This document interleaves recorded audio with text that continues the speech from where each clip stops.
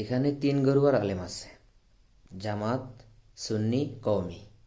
তো চলুন দেখে আসি কার কবর সম্পর্কে আলোচনাটা বেশ দারুণ।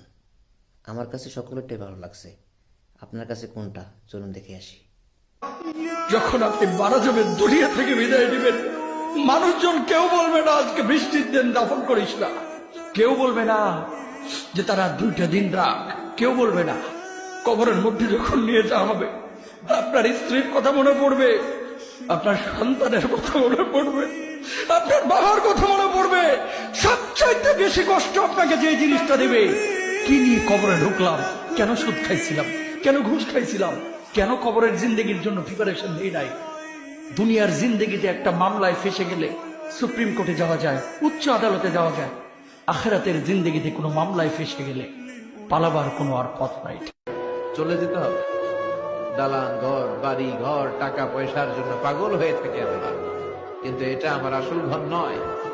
যেই গোসলখানাটারে আমি এত সুন্দর করে টাইলস করে ইটালিয়ান ফিটিংস দিয়ে বানালাম, আমার জীবনের শেষ গোসলটা কি ওই গোসলখানায় হবে? কথা বলেন, যেখানে লাশ ধোয়ায় ওইখানে আমার গোসল হবে, এগুলো আমরা ভাবতে চাই না। কবরের জীবনটা আসল জীবন। কবর জগতে কোনো রং নাই, কবর জগতে কোনো স্বাদ নাই, কবর জগতে কিচ্ছু নাই, মাটি আর মাটি। হ্যাঁ, যদি আপনি মালিককে খুশি করে যেতে পারেন, অন্ধকারটাও আলোকিত হয়ে যাবে। কষ্ট করার সময় আপনার কবরের চিন্তা আপনি করেন, আমার কবরের চিন্তা আমি করব। আপনি আমাকে বেশি থেকে বেশি উৎসাহ দিতে পারবেন, ভাইয়া কবরটা সাজাইলা, সারা জীবন শান্তিতে থাকতে পারবেন। এটা হচ্ছে মুসলমানের নিয়ম। বলেন, কবর প্রতিদিন ডাক দিয়ে বলে আনা বাইতুদ দুধ। প্রত্যেকের কবর প্রত্যেককে ডেকে বলে, ও আল্লাহর বান্দা, জানো আমি পোকামাকড়ের ঘর, পোকামাকড়ের ঘর।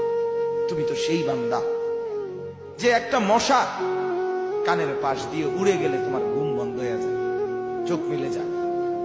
একটা মশার গুনগুন আওয়াজ সহ্য করতে পারো না। একবার কয়েল, একবার অ্যারোসল, একবার মশারি, এরপরেও তুমি চাও যে একটা মশাও যেন আমার কানের কাছে গুনগুন না করে। তো 5 ঘন্টার ঘুমের জন্য, 6 ঘন্টার ঘুমের জন্য বান্দা এই যত্ন নিলা, অনন্তকাল কিংবা বছরের পর বছর কবরের যে ঘুম দিবা, পড়ে থাকবা সেই ঘরে, পোকা মাকড়ের ঘর, সেই ঘরে তুমি ঘুমাইবা কেমনে, থাকবা?